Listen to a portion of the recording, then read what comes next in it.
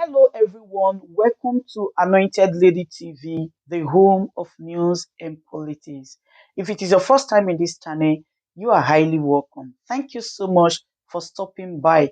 And if you like what we do on this channel, hit on the subscribe button. Also put on the notification bell so you'll be notified by YouTube anytime we drop a new video. And if you are returning subscribers, thank you very much for always coming back to watch our videos. On this platform, we drop videos every day and we react to every video that come our way. And on this very video, I will be watching with you. And after watching, let's go to the comment section and drop our opinion constructively. Like our videos and also share our videos if possible. See you next time in my next video. First to, there's no president in your party to go to. So you've gone to the leadership of your party to make your intentions. What exactly prompted that action? Well, I feel since we are in opposition, so you must go to the head of your party. We don't have a Buhari in PDP. Dr. Tèñśiøùn is our chairman, a great man, very cerebral. I love him. I only sent him a message yesterday to book an appointment, and he approved immediately. And today, we had everyone in his office, and he spoke genuinely about the interest of the party.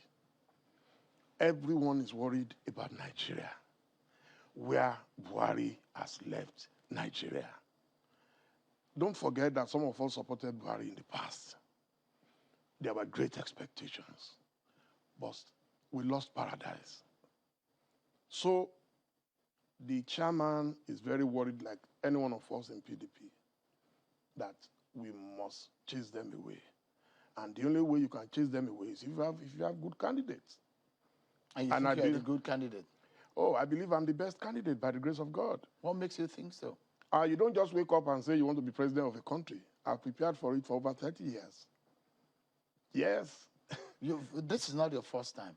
It's not my first time. The first time I didn't realize that the structures needed are beyond fringe political parties. So the lesson I took away in 2011 was that you cannot win national elections from local political parties. So that's why I'm in PDP. And today, the mood in the nation is that power should come to the South. And I'm well positioned. I'm from South-South, Edo State. I'm also from Southwest, Osun State. And I have extensive links in the Southeast and across Nigeria. What Ovation has done for me was to give me a leverage and a network that's unparalleled in Nigeria. Without sounding immodest, Dele Momodu has built a double brand. Dele Momodu, Ovation International, and they are global. We've operated in over 60 countries. I'm not a local champion. There is no businessman today, the top 4, 5 richest people in Africa, I would have done business with them between 20 to 30 years. I know their needs. I understand their frustrations. If you tell me about Dangote today, I can tell you that despite the big brand, they still suffer in our country. The big people still suffer. The rich also cry. He's invited me to his operations in Ethiopia, his operations in Tanzania, his operations in Zambia. There are not many politicians who understand the meaning of business. So I've never been a career politician, and I believe God preserved me for this purpose. I don't know how I did it, that I was not tempted to be a commissioner, to be a councillor, to be a local government chairman, to be a member of the House, to be a senator, to be a governor. I have been doing business. In entertainment, today, our young men and women are taking over the world. But some of us provided a platform. Since 2007, Ovation has been doing Ovation Red Carol. And that's how we were promoting young talents. So if you talk about Wizkid today, We've spent millions and millions to promote his music in the last 14 to 15 years. Twice in Nigeria, once in Ghana. If you talk of Davido, twice in Nigeria. If you talk of Burna Boy, twice in Nigeria, once in Ghana. If you talk of Tiwa, so you see, I know the needs of Nigeria. So this profile that you've reeled out, yes, are the things you think could give you the leverage or the experience needed to govern this country? Oh, it's part of it. It's much more than that. As I said, I mean, for me, the biggest problem facing Nigeria right away is unity. We must find someone who can unite Nigeria. And you think you are the one? Oh, certainly. There is no question about that. There is no part of Nigeria. And you think your party, the PDP, is the right platform? Oh, definitely. I mean, there are only two platforms for national elections, as I told you. Only two, APC or PDP. And Buhari left me with no option. You supported him? Oh, and I apologized publicly. It's one of my regrets, but we all make mistakes. There were great expectations when he was coming. Unfortunately, he and his party and his team have not been able to hold Nigeria together. There are two major reasons, major considerations when Buhari was coming. One was the insecurity. We thought as a retired Major General, he would be able to fight insecurity head on. What did we see? Excuses upon excuses. Then corruption. Would you, in good conscience, say that corruption has left us? No. To fight corruption, you must use yourself as example. If I'm the president today, I'll start from myself and my family and say, no, there are things you cannot do. And I will not discriminate and say, so once you leave one party and go to the other party, your sins are forgiven. That's not good enough. Just let's take a moment, Chief Momodu. Let's listen to Mr. Sam Awaboa. That's the scenario I was painting earlier at the headquarters of the PDP, where Mr. Sam Awaboa and Chief Dele Momodu went to visit the leadership. Basically, their primary agenda was to make known their intention for the #1 seat. My mission is to visit the chairman of our party, distinguished Senator H3ÅVY, to have what I call a goodwill New Year visit to him to discuss issues relating to PDP and its manifest destiny for Nigeria at this season, and also to fully communicate to him one-on-one my desire to run for the office of President of the Federal Republic of Nigeria come 2023 on the platform of our party, the People's Democratic Party. In the last few days, there have been widespread speculations about my presidential bid for a second time. I've been greatly humbled by the excitement already generated, which reminds me of how it was 29 years ago when your good friend and my own adopted father, Chief Moshood Abiola, threw his heart in the ring. It is very obvious that Nigerians are eager to restore that promise of hope and the accompanying peace and joy that we lost. The time has come for full reconciliation and forgiveness and a closure of our ugly past. Nigeria urgently requires a reset and a total redirection. After due consultations with my family, friends, and some stakeholders, I've arrived at the decision to contest the 2023 presidential election on the platform of our great party, PDP. It does look like Chief Dele Momodu you have a role model. Certainly. And who is that?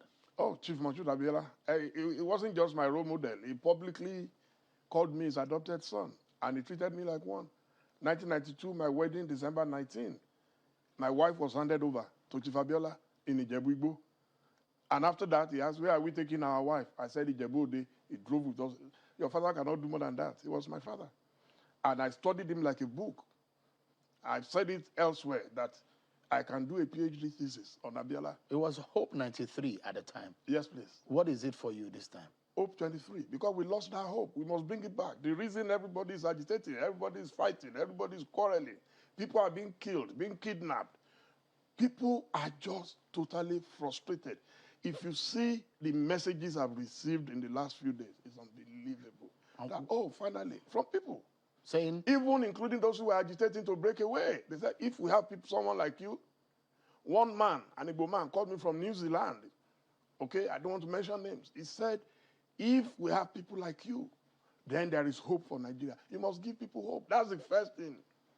Without that platform, that foundation, we're wasting our time. What gives you the confidence of getting the party's ticket? Because that's the first hurdle. Oh, because I'm deriving my power from the people. I'm not deriving my power from anywhere else. The people. God gave me access to the people. God gave me wisdom to invest in people. And it's payback time. Abiola did just that. So I don't know of any politician in Nigeria today who is my senior in politics. I started in 1982. At the age of 23, I was a private secretary to the then deputy governor of Ondo State, Chief Akamaburewo. Thereafter, I worked for the late Oni of Ife, Oba Okwadeshi Radiolubishe II. By the time I came to Lagos in 1988, my first job was for Chief Abiola. After that, I consulted for Dr. Mike Adenuga Jr. After that, I was founding editor of Leaders and Company, what became this day newspaper today. I have the Midas touch. The story of my life, I can tell you, is blistering. I got to Lagos to work for the first time in 1988. By 1990, I became the highest paid editor in Nigeria. My history is there. My trajectory is there. The question here is beyond what you've done for yourself No, as a it's not private for myself. person. It's for my country. And because you have built a profile for yourself. Not just for and myself. And one of the reasons why you can stand here and say, oh, Dele Momodu wants to run for president. I mean, you're coming from somewhere.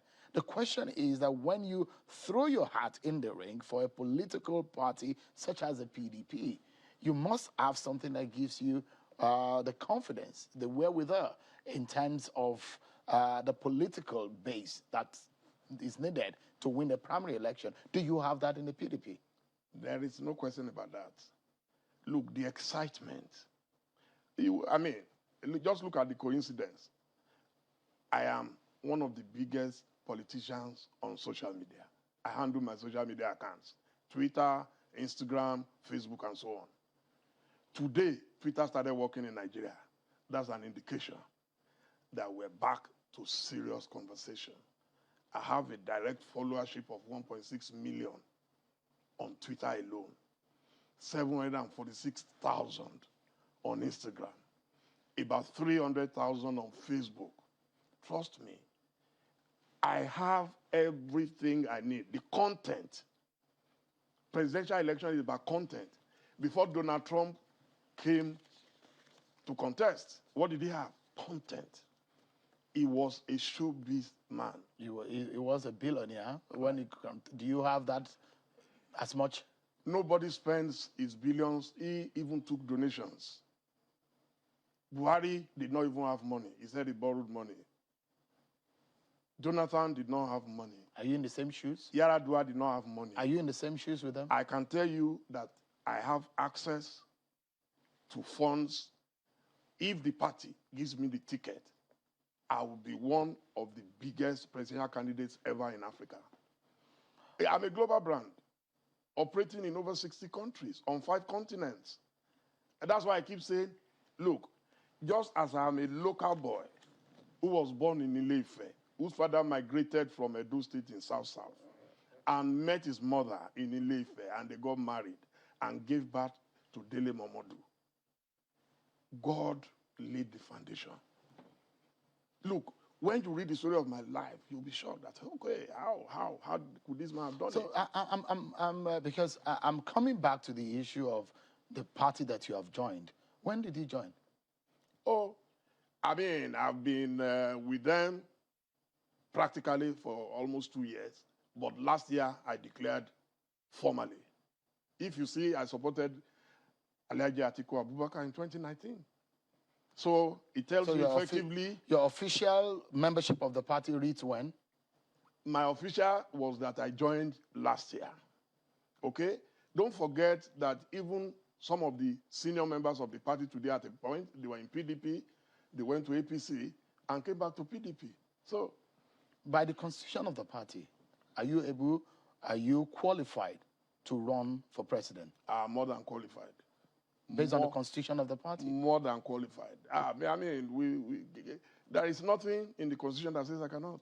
No, but based on your membership, on the time of your membership. Tèñśiøùn, trust me.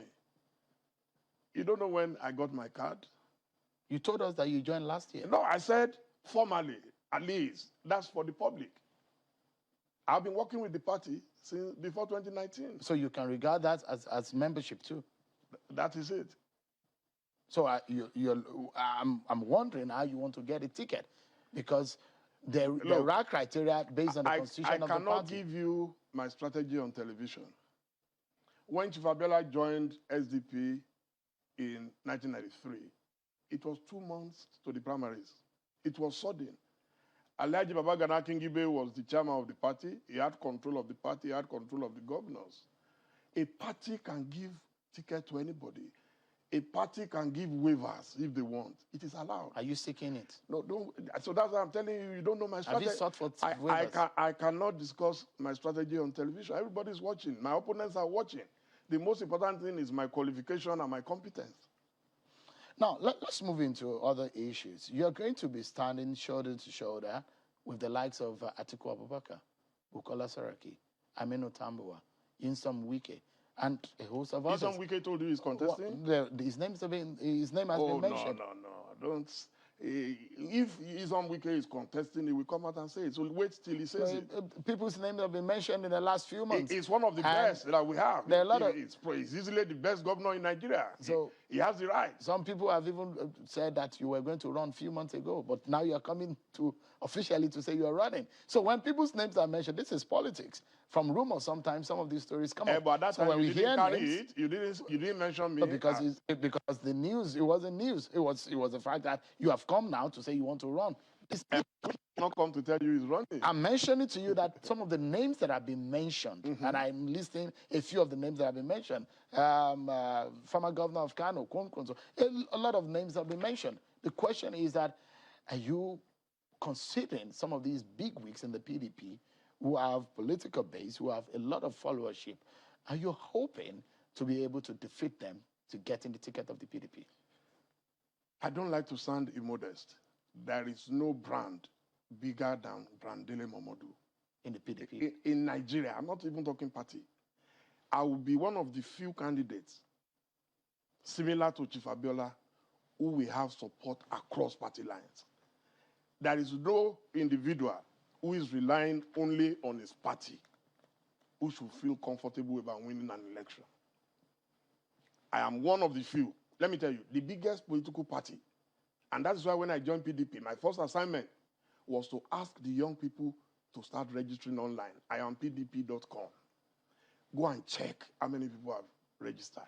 If you cannot drive out the youths, the biggest political party I call the floaters party. If a party ignores the floaters and you want to defeat an incumbent, a ruling party like APC, where they have people who don't care about anything, you must get one, a candidate with a very clean record, no controversy. You must get a candidate who is youth-friendly. You must get a candidate who is cosmopolitan.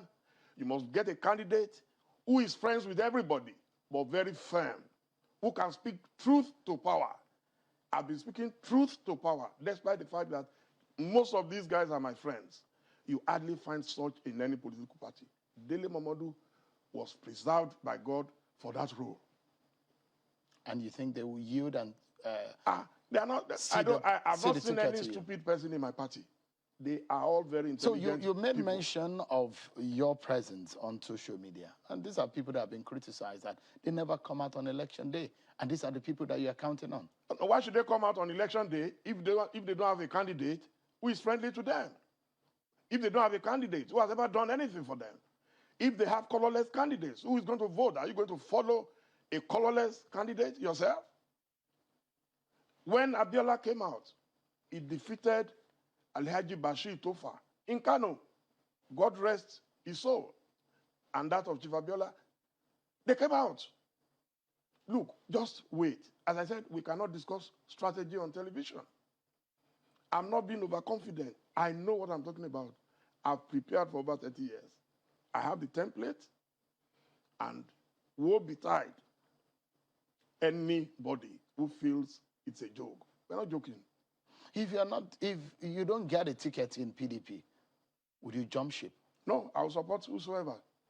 So it's not a do or die for you. Oh, no. But you said God wants you, has preserved you for this. So that's my faith.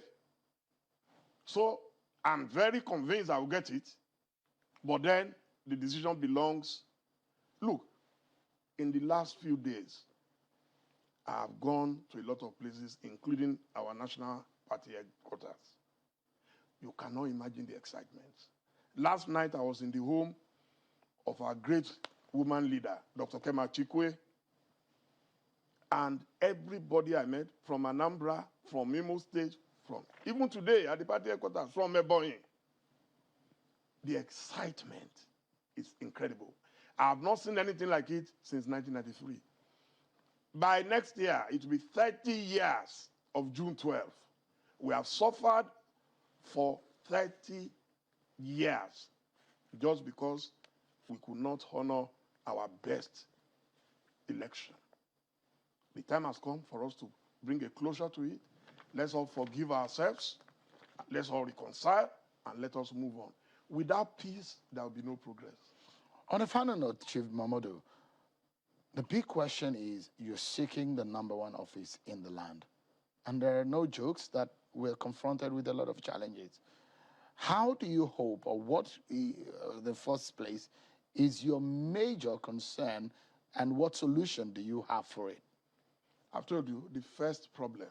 When President Buhari came, if he was sober enough to carry every Nigerian along, Nigerians are among the brightest human beings on earth. I've just told you, I've interacted with them in over 60 countries, on all continents, and I see how they are doing great things outside, but cannot do it in their own country. We will bring everybody back when they see a fair-minded leader. That is the first thing. That is non-negotiable. To unite Nigerians? To unite Nigeria. And how would you do that? A conference, or how would you go about it? They will see it in your conduct. If you are nice to your staff, I see you, you are looking fine, you are looking robust, it means that the management of Channels TV is taking care of Tèñśiøùn. If you are not happy with your talent, you would have left. That's why people want to leave, because they are not comfortable with the Nigeria of today. There is no way I'll be president and the southeast of Nigeria will not be a Silicon Valley, and we will not go to the north and make sure that we invest seriously in agriculture and help in food production, in food export. There is no part of Nigeria today that does not have something to offer. But some people just choose to waste time on the altar of ethnicity, religion, primordial sentiments. Chief Dele. As a matter of fact, it is important that at this time in the history of Nigeria, we will take reasonable decisions in order to heal the nation, give every part of the country a sense of belonging, stop the bickering, and reunite the country, and reinvigorate the spirit of nationalism in Nigeria. That's what a president from Southeast will give in Nigeria. And to be candid, we in Igbo land are also ready to give you candidates and presidential aspirants that are competent, nationalistic, with the capacity to perform, and with evidence of what they have done and what they can do for the rest of the country. Indeed, indeed, we are ready, and all we're asking the nation is to obey the historical law of rotation in our history, which has been north and south, which created the balance, political balance that held our country together. That's very important, and that's what I would like to say so far. All right. When you say moral, you drew the inference of morality, and of course you talked about fairness. In terms of the political calculations, how did you get to that point where you think an Igbo presidency in 2023 is morally and fairly justified? Yes. Even if you take yourself, in fact, you are one of the most brilliant journalists in Nigeria. Even if you take yourself to do the statistics, you will give it to the Igbos without hesitation. You will look at the creation of tests in Nigeria. All over the country, other states have, other zones have either 6 or 1 has 7. We have 5 for how many years now? That is also affecting how many local governments in Igbo land, how many, indeed, senators, how many members. In other words, if you look at the Nigeria political calculation, it's designed in such a way so far that we are last in everything. And we are also going to be last in all the zones in taking the presidency. So that's what I mean, but that by history, by logic, by morality and politics, it is justified, and it's time for the Southeast to produce president for Nigeria. I'm very sure, Prof, you may have heard people who have criticized the Southeast politicians of the inability to organize or come together to be in unison when it comes to having a common front in such a matter as the presidency of the nation. Do you have a strategy as a people, Please, as a region, on the way to go? Because you say it is fair, it is morally justified. But as a people, before you are being recognized or respected or given a chance to fly your agenda, you must have a strategy going forward. Do you have one? Do you want us to tell you our strategy now on the television? Which strategy did others present before they were considered the presidency of Nigeria? Could name any zone that presented their strategy to you on the television before they produced presidency? And then the whole idea that they should be united. Which people were united before they got the presidency? The Southwest? You know how united they were when my boss was produced. What of the present president? You see, the whole idea of accusing Igbos of not united is a gimmick, and in fact, frivolous criticism, because people who are very universal and individualistic cannot be controlled like cattle. So Igbos have their strategy. When they find what they want, they unite. But wherever they are, their mind is set on the issue of concept of justice, equity, and fairness. In fact, charity for all, malice towards none. That's the Igbo spirit. So the issue of every time they are united or not united, it doesn't bother us. We are united enough to produce a president of Nigeria, just as others were united. Because all this is a question of why must we show you how united we are? Which section of Nigeria is you said united? that you will present candidates that are Definitely to Nigerians. Can you tell us, Prof, Rock those solid, whom yes. you have interacted with, and perhaps some of the good names that Yes. Nigerians might be going away with tonight, listening to you, that can give them that confidence? They, for example, they are hoping to support an Igbo presidency for 2023. And there are people who have consulted with you or with Ohaneze in the Igbo, or there are people that the region is considering as their own true sons that will give them a good outing.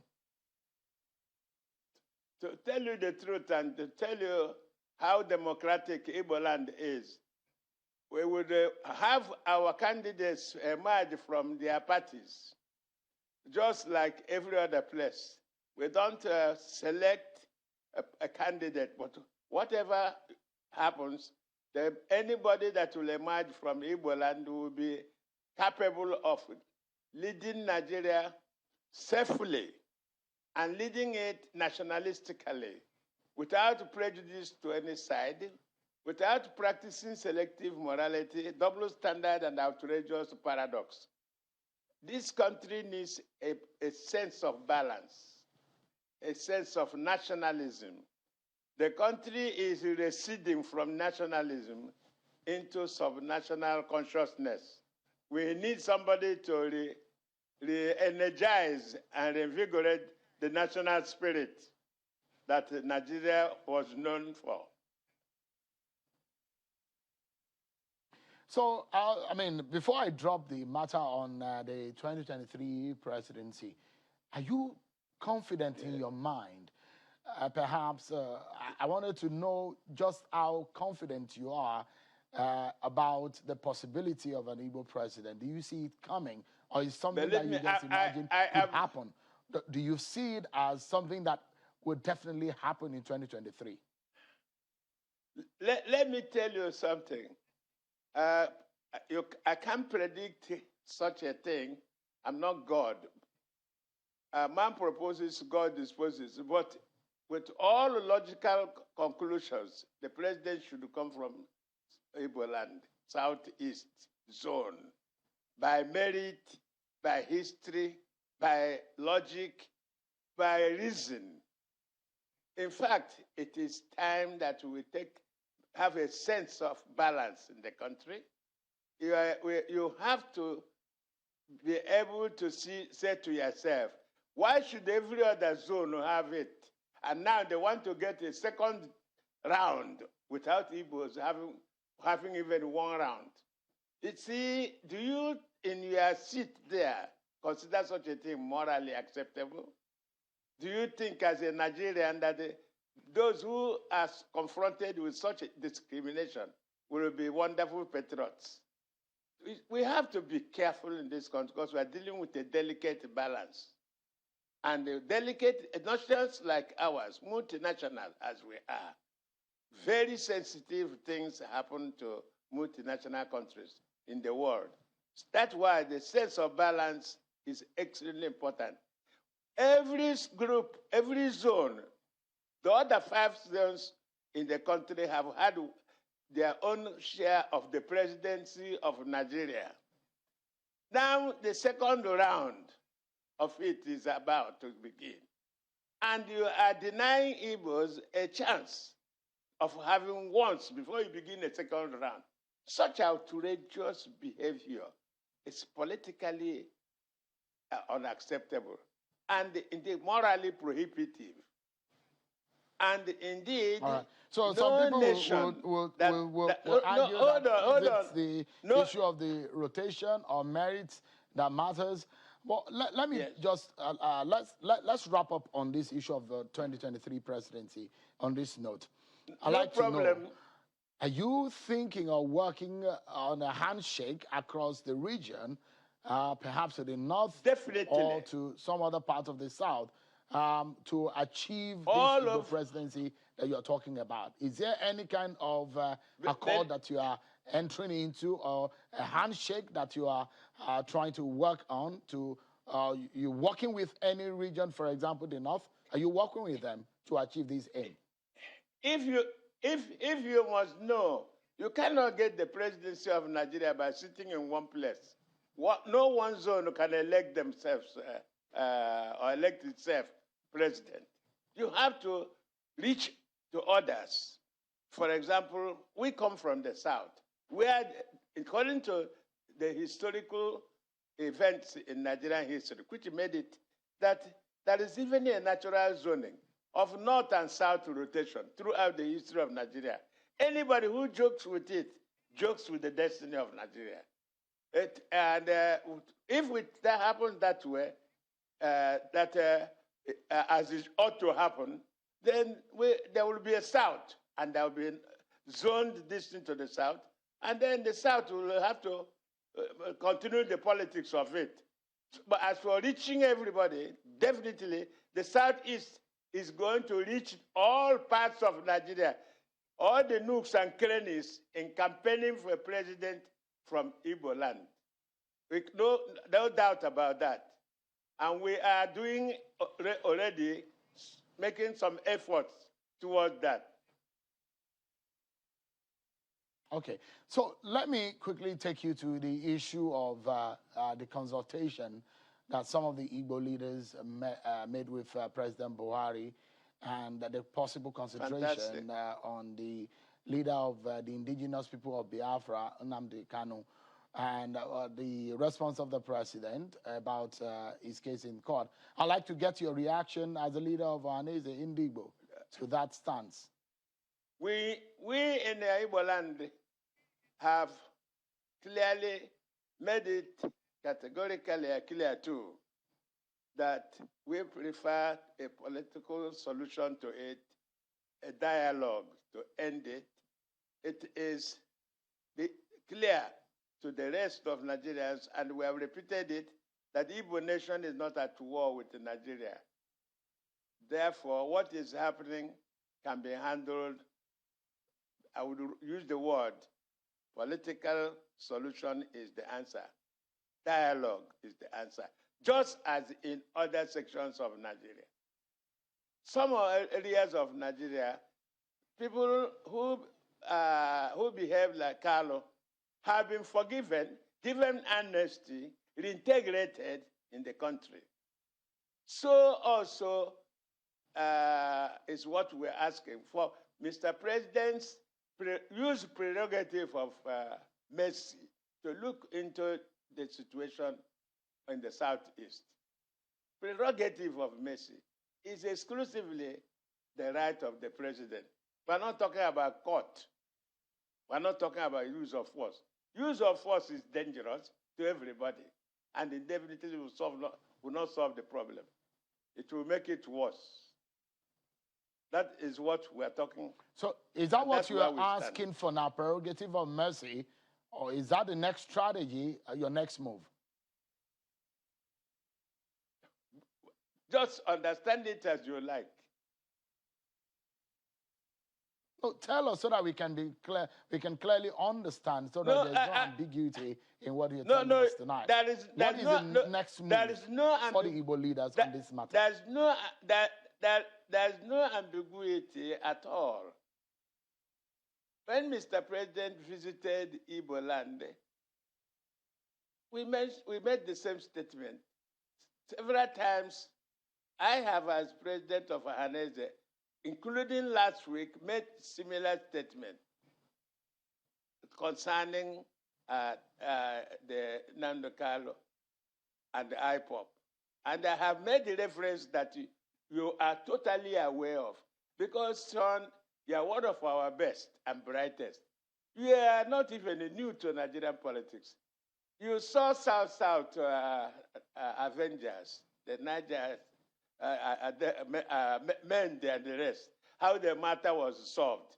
You saw how even the present Boko Haram, those who said they're repenting, how they're being rehabilitated. You understand? The problem of federalism is that the sensitivity is very much on the surface. If you don't do one as you have done to others, you have problem.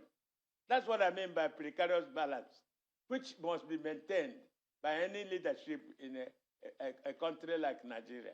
So it's not anything strange it is actually honorable demand to ask our president that the Southeast tension can be lowered and it can even be controlled if Mr. President assists us through the prerogative of mercy or any other way of what we're asking, amnesty for those young men.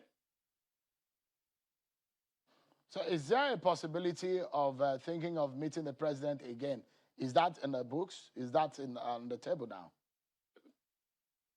In fact, as good citizens of Nigeria, we would love to meet the president.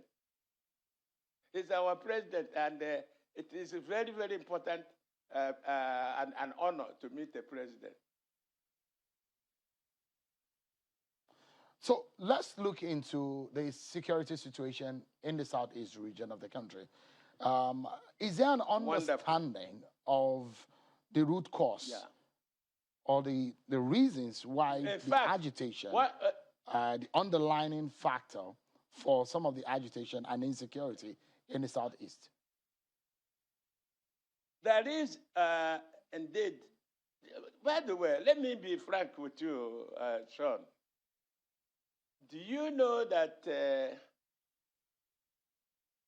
until this election fever started, Southeast was the most peaceful part of Nigeria? Did you believe that?